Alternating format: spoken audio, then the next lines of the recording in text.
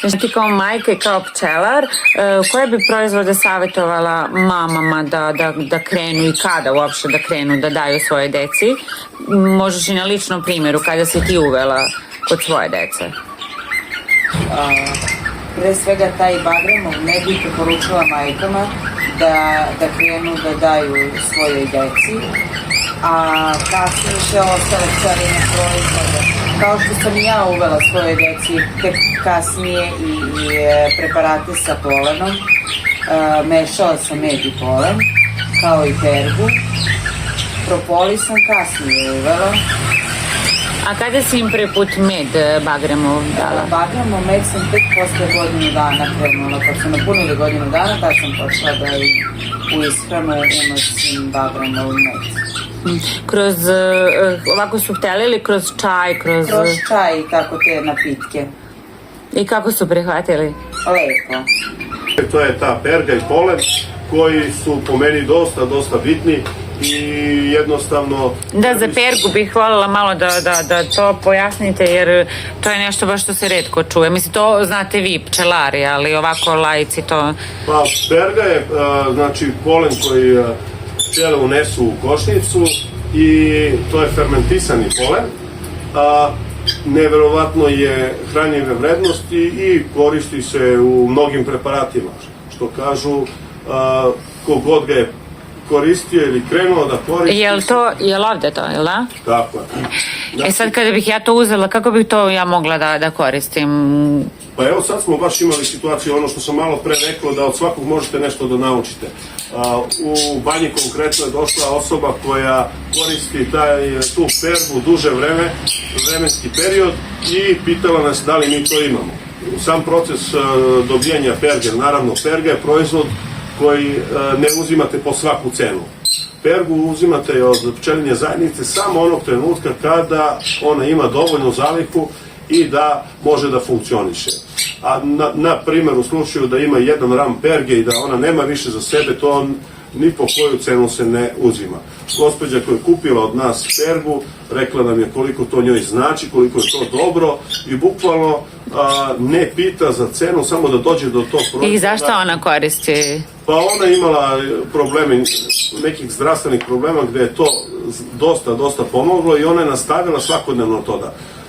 Nakon toga smo i mi malo intenzivnije krenuli sami da uzimamo tu pergu, međutim količine su ograničene, mi u prethodnom periodu smo je dosta plasirali i to tek u prolećnom delu godine će krenuti naravno s unošenjem. A konkretno kako se konzumira? Može ovako, to su kao patronice, vidite i u samoj tegli, možete i tako konzumirati, a može, na primjer, konkretno ta gospođa jede to, po 2-3 patronice izjutra. Znači sme da se, bez vode, meda, bilo čega, samo... A može i mi koristimo kroz preparate, na primjer imamo preparat koji sa orašasti plodovi, med i perga.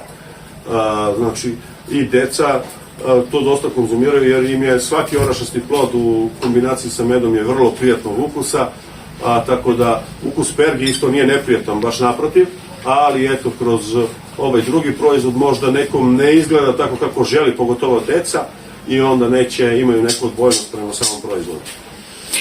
Sad možda imate vi još neki, ne znam, tako savjet, ono što sad mi znamo i što se ono bukvalno svako čuje, to je da se ujutru uzme onako našte srca kašičica meda. Da li možda imate još neki savjet za nekoga ko ne zna koliko može u toku dana da se pojede meda količinski? Ne znam, da li... Znate kako, ne treba preterivati u ničemu, čak i u medu. Kašičica ujutru je po meni sasvim okej. Sad svako ima svoja pravila i svoje neke prohteve, pa možda neko nekad i pretera. Nećemo sad nešto pozliti i tako dalje, ali treba biti umeren u svemu. Ja sam, na primjer, generacija, tako reći, uhvatio i taj period inflacije i nisam imao tu kulturu uzimanja meda. Kako smo krenuli da se bavimo pčelarstvom, onda zapravo vidite šta to znači i da je to velika greška. I evo, trudim se da to prenesemo na našu decu, ako već neće da se bave time, jer i nama je ova nije osnovna delatnost, već jesmo preterali možda sa brojem košnica, ali sigurno nećemo prestati ili sad odjednom smanjivati i tako dalje. Ali ta hranjiva svojstva pčelinjih proizvoda su mnogo bitna i to mora da se prenese na celu porodicu, a ne samo na decu.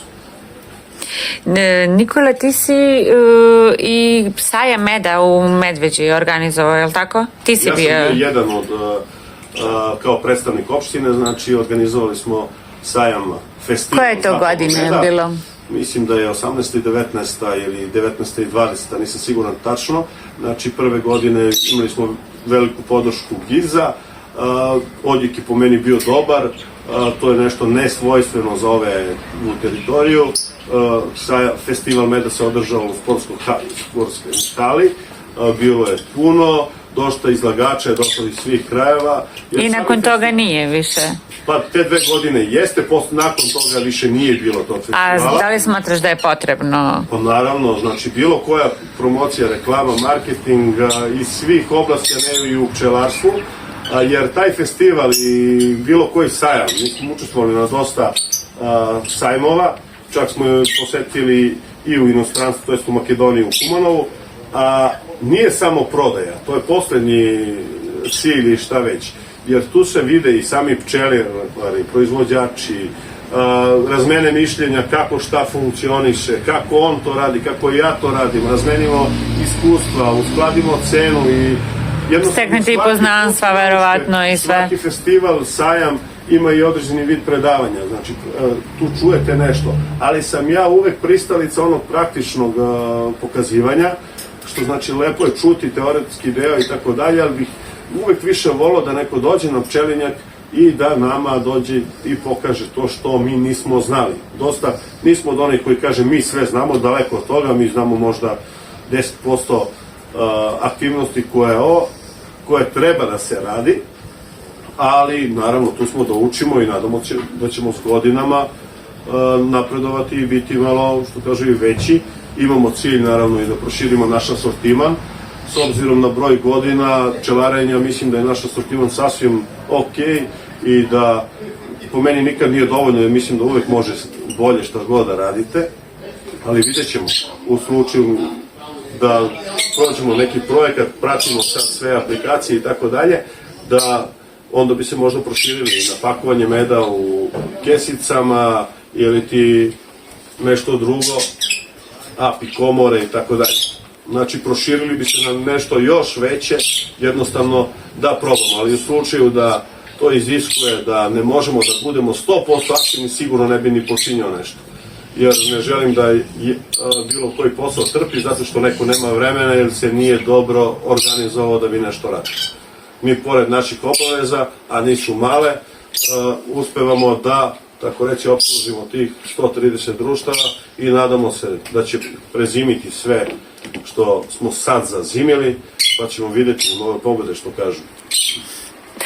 Gde vaš med može da se kupi, a da to ne bude tipa na trafici ili lično kod vas, kada bi sad neko poželeo iz drugih delova Srbije? Na koji način može da dođe do... U slučaju da neko želi iz, na primjer, Beograda ili Niša da kupi naš med, u kontaktu s nama mi ćemo ih povezati sa osobama koje rade, to je čine nama uslugu pa prodaju naš med, a kad budemo rešili neke administrativne stvari, onda ćemo verovatno biti u nekim zdravim hranama i tako dalje. Imali smo ponude nekih, razmatramo sve to, gledamo kako se uklapamo u taj deo posla i ukoliko se budemo dogovorili, završili sve to što treba, bit ćemo i možda i u marketima.